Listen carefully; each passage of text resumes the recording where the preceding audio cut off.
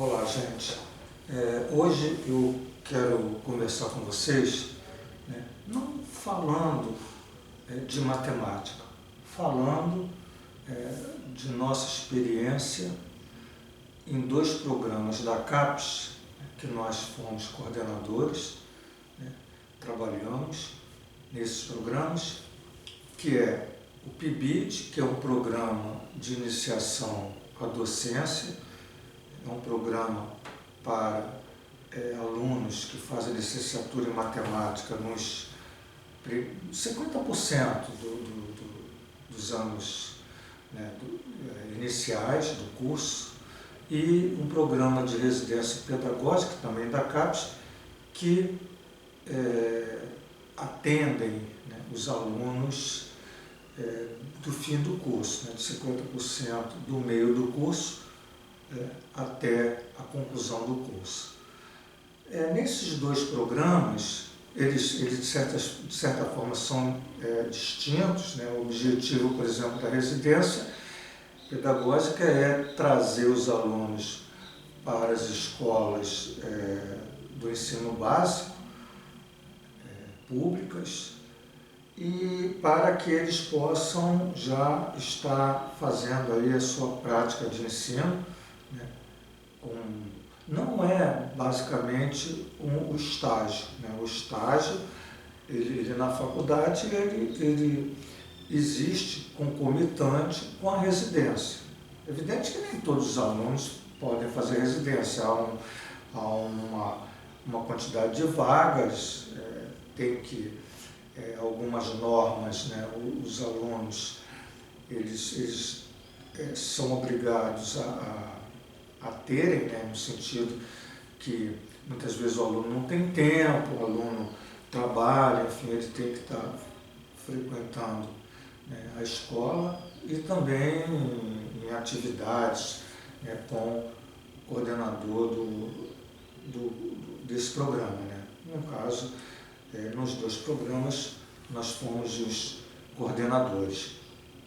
E eu, nesses programas, eu sempre, além de fazer um trabalho da praticidade da matemática, trazendo a matemática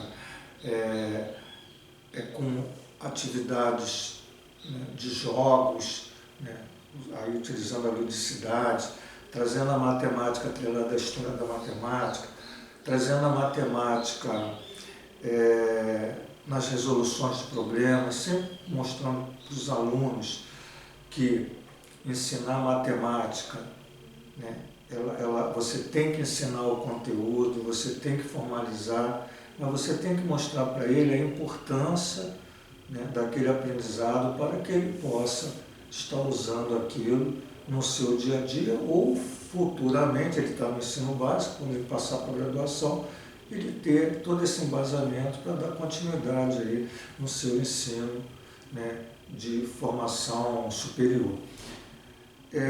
Então, além de eu fazer esse trabalho, de nós fazermos esse trabalho que eu coloquei para vocês, nós também colocamos para os alunos uma narrativa minha de experiência, por ter trabalhado como professor nos cursos de licenciatura em matemática, em várias faculdades, por mais de 30 anos. Evidente que isso não é científico, é uma experiência, é uma narrativa, onde pode ser que ajude na formação profissional desses futuros professores.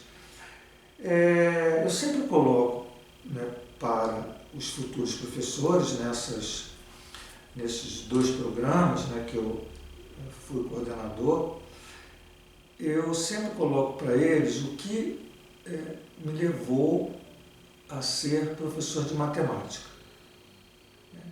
Eu sempre tive o prazer das ciências exatas, de estudar. Talvez isso seja inerente do ser, mas me lembro no ensino médio, estudando isso no final dos anos 60, nos anos de 1968, 1969, estudando num colégio da rede estadual de ensino. Eu estudei no colégio estadual Raja Gabalho, aqui no Rio de Janeiro, e eu tive um professor, chamado professor Carlos Alberto, que era o que foi para mim, talvez, um dos melhores professores que eu já tive de matemática. Além de ensinar matemática, de ter o conhecimento daquilo que ensina, era um professor atencioso, era um professor que não deixava de responder às suas perguntas do conteúdo e muitas vezes fora do conteúdo, né, matemático, e era um professor que cobrava aquilo que ensinava em sala.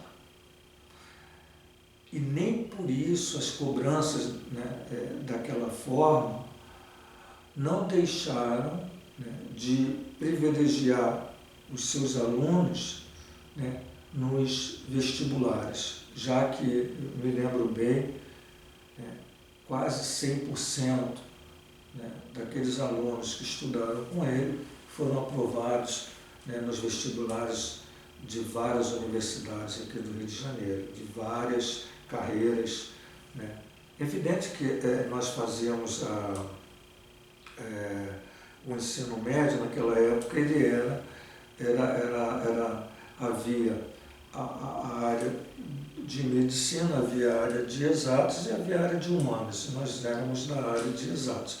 Então, aqueles alunos que estudavam comigo, né, caminharam para a engenharia, para formações de licenciatura em matemática, licenciatura em física, enfim, a maioria com aprovação nos vestibulares. E o que eu me chamava, que hoje, né, eu olho, né, para trás e vejo, né, a grande qualidade daquele professor. Eu me lembro muitas vezes no recreio, eu estudava muito, e as dúvidas, para quem estuda muito, vão surgindo, né, e você precisa de alguém para tirá-las. E muitas vezes, no intervalo, né, um novo garoto, 17 anos, 16, 17 anos, eu ia à sala dos professores no recreio, na hora que o professor, né, Carlos Alberto, estava descansando, né, no intervalo, para tirar dúvidas, e sempre estava disponível. Isso fez, né, embora eu naquela época eu não tivesse esse entendimento que eu tenho hoje, né, que ele foi uma pessoa que teve, né, como uma fonte de inspiração para que eu fosse também professor. Naquela época eu não percebi isso. Evidente que hoje, com muita reflexão, né, já no magistério, eu faço essa interlocução. Enfim, esse professor, né, ele também tinha uma forma de dar aula, né, que eu hoje sigo, né, como espelho. Era um professor que dominava o conteúdo, não necessitava de anotações, né, para dar aula, com exceção, né, do livro, que era o livro texto, que era o chamado livro do Jairo Bezerra, o Tijolão, era um livro onde havia, onde os 3 anos do ensino médio, né, era um livro único, vamos dizer assim, e ele usava o livro para tirar exercícios, né, apenas.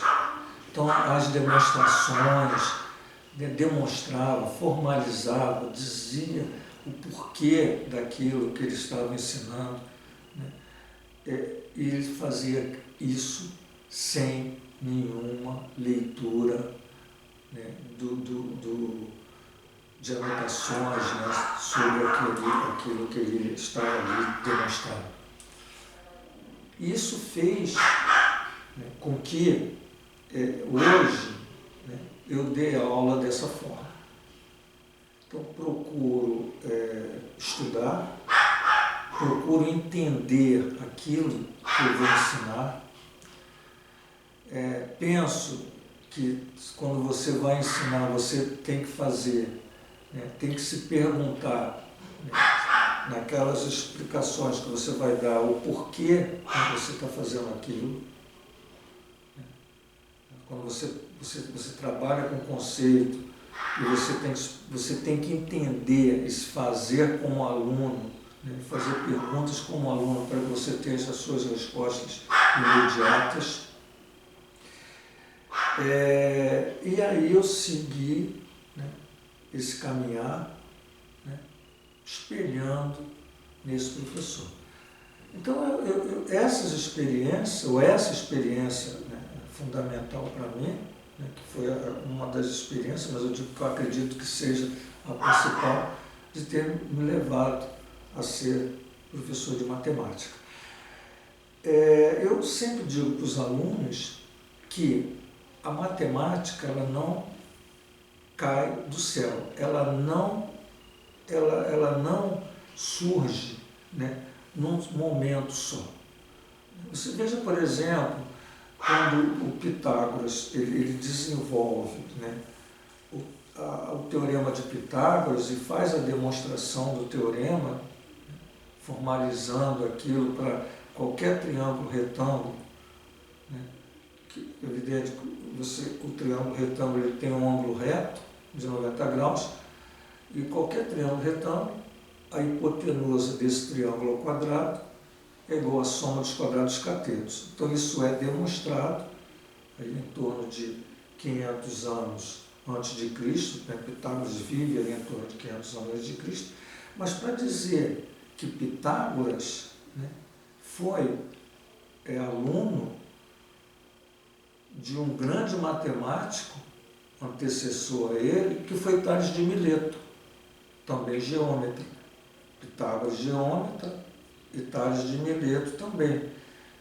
E tanto Tales como Pitágoras já conheciam, né, o estudo dos egípcios, em torno de 3 anos antes de Cristo, sobre os triângulos retângulos, embora os egípcios não demonstraram o teorema chamado Teorema de Pitágoras.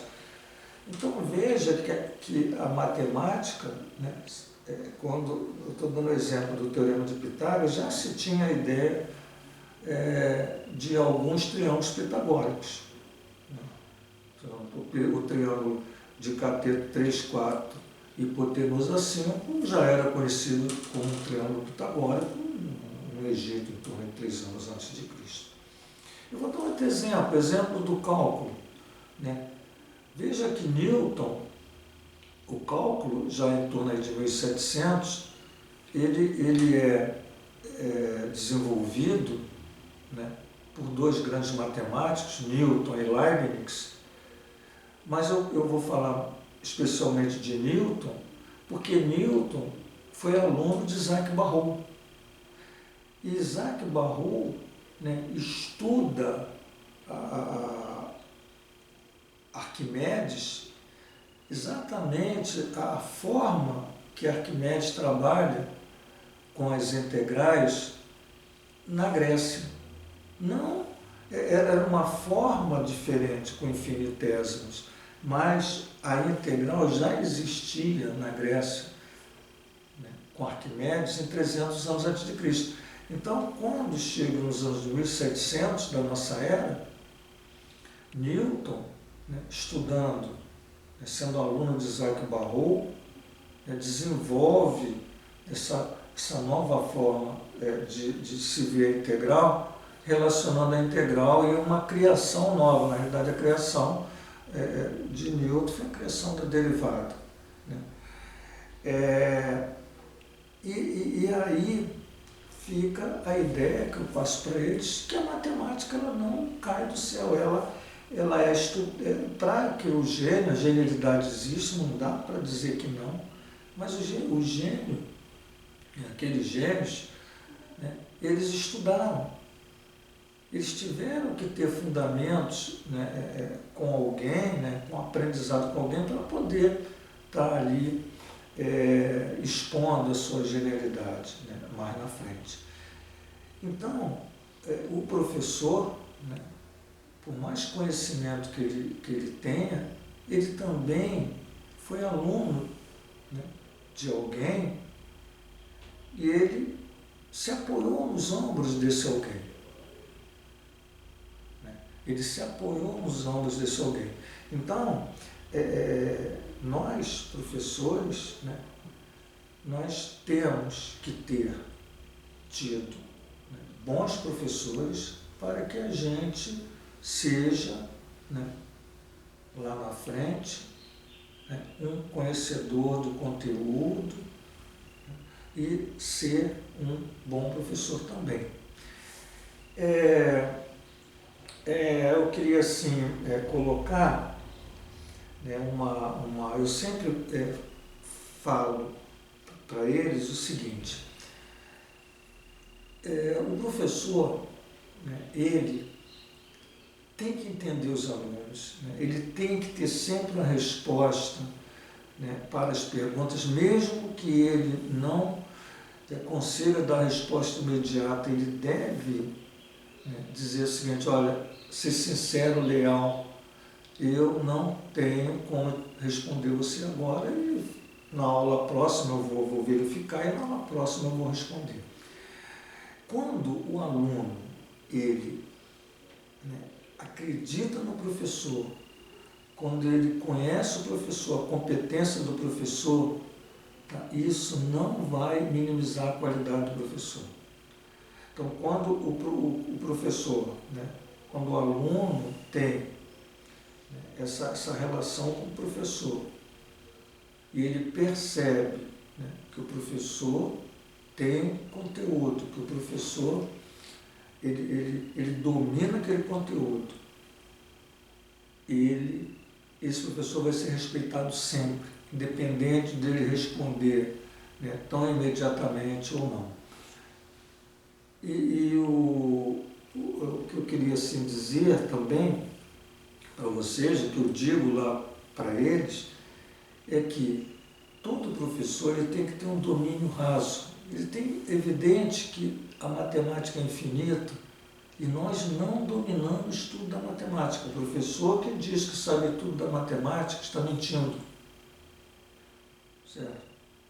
Ele já começa a ficar desacreditado, porque a matemática ela surge aí em torno de 3.000 anos antes de Cristo e ela vem caminhando, se desenvolvendo e continua se desenvolvendo.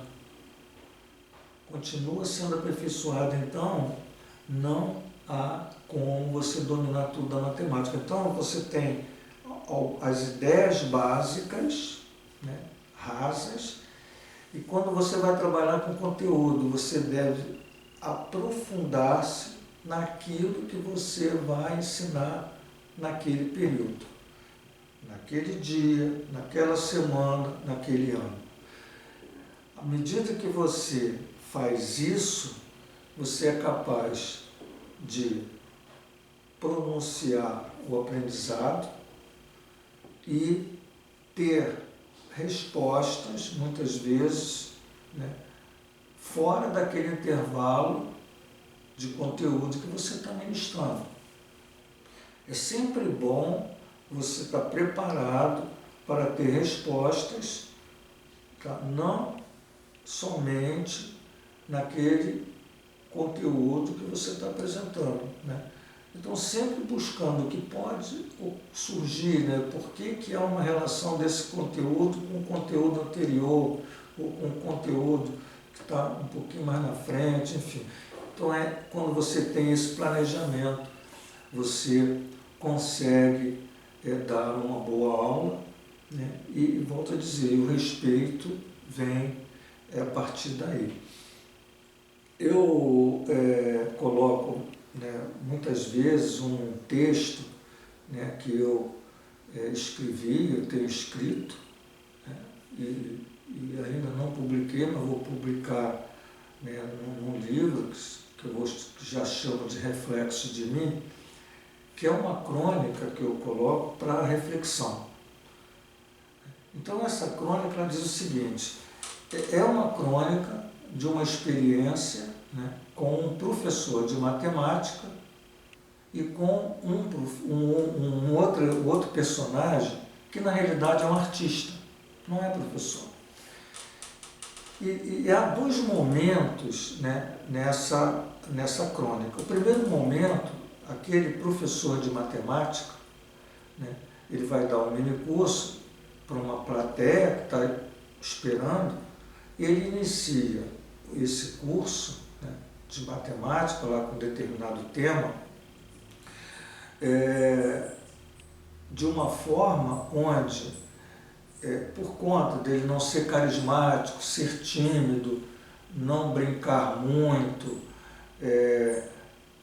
ele tem essa característica, né, não sorrir, como disse um professor, muito tímido. Ele já inicia o curso, né, a todo aquele início do curso, né, cumprimentando a turma, enfim, né, se apresentando, mas ele inicialmente inicia o curso. E nos momentos, né, que o curso vai ocorrendo, existem perguntas, e ele sempre preparado, sempre respondendo essas perguntas com competência.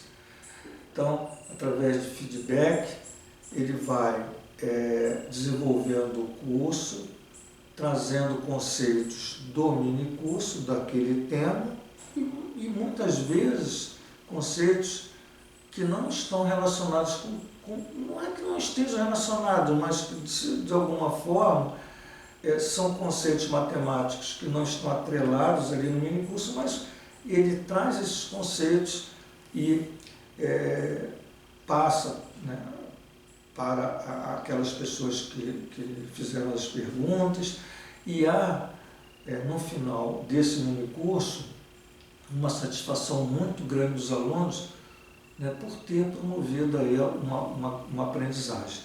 E há uma salva de palmas, enfim, e o curso ali termina.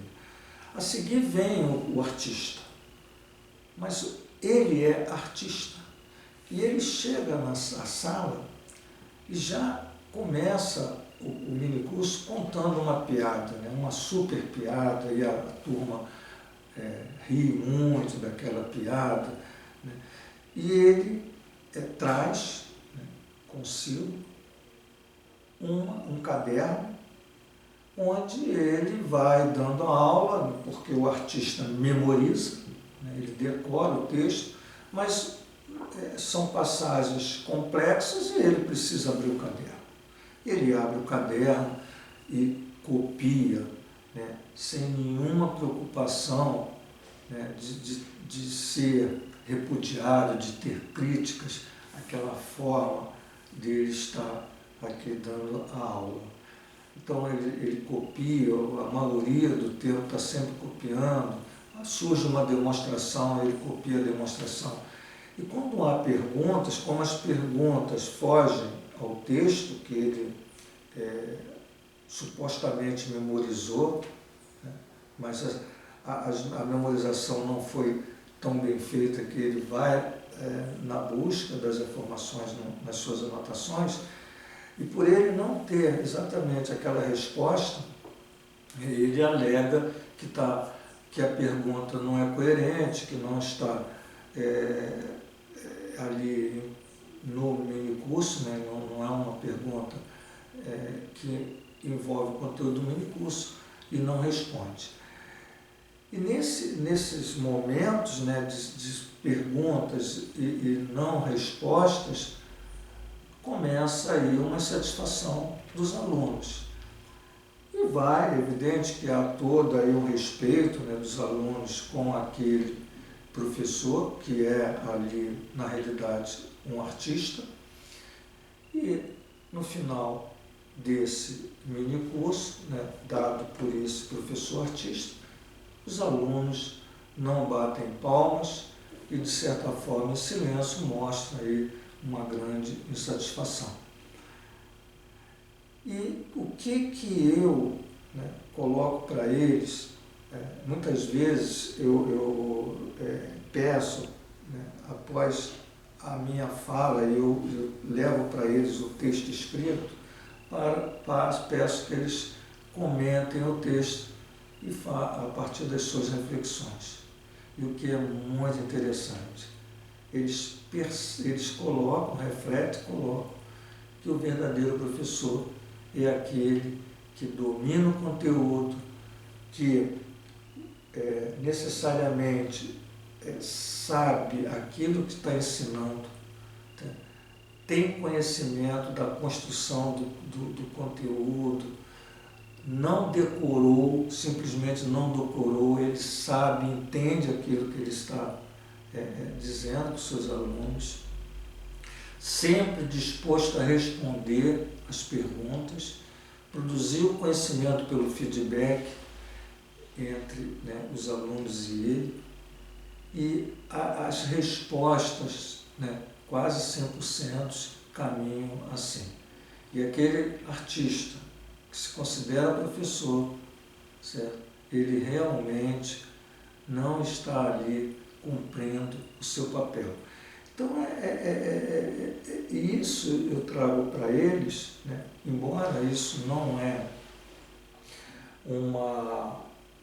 a minha fala com eles não tem, né, vamos dizer assim,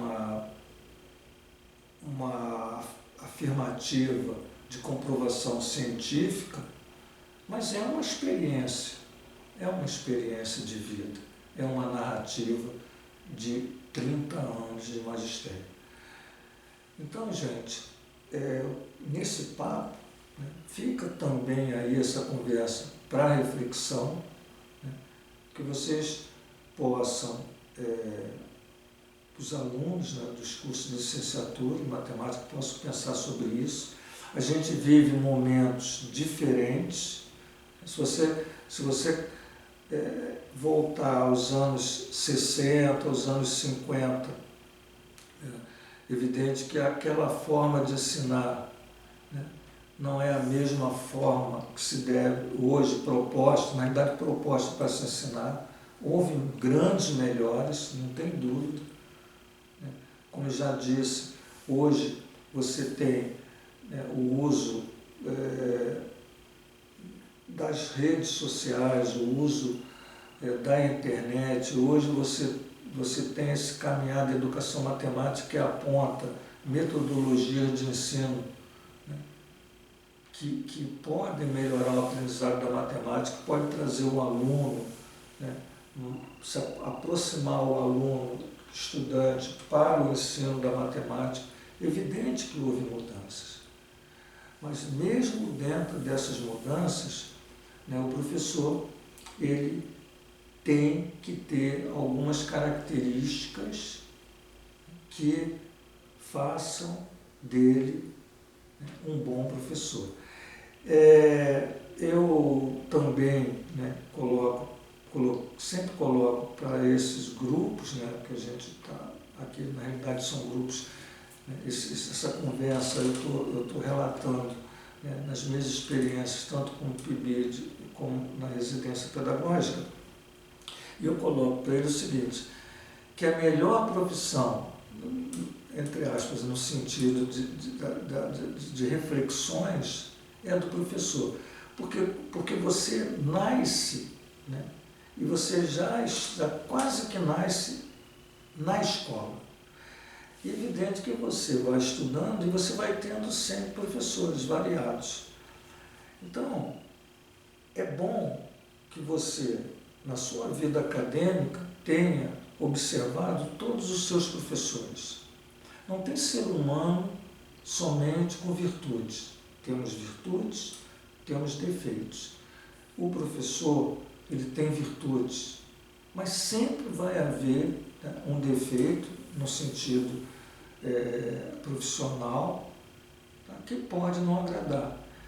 Então, aquele aluno, né, que está fazendo licenciatura, que vai ser o futuro professor, faça reflexões dos seus ex-professores. Faça como, ao olhar para uma laranja, existe um podre, né, na laranja, um ponto podre na laranja. Não olhe esse ponto. Vire a laranja e olhe as virtudes. Traga cada virtude dos seus professores. E, a partir somente das virtudes, busque aquelas que se aproximem de você. E seja esse professor, né, seja o professor onde você está sendo exatamente o espelho, né, de todos, baseado nas virtudes que você assinalou aí em cada um deles. Então, gente, é isso. Hoje a gente conversou um pouquinho, não de matemática, né, mas a gente conversou de experiências, né, que eu tenho, o que já tive, não estou mais nas coordenações desses 2 programas da CAPES, mas são experiências interessantes que eu estou passando para vocês. Desejo para vocês, né, que vocês, ao verem esses vídeos, tenham suas críticas também, é evidente, que as críticas vão surgir, mas que, de certa forma, alguma coisa fique aí, né, de bom para esses que serão aí os futuros professores de matemática. Um grande abraço e até a próxima.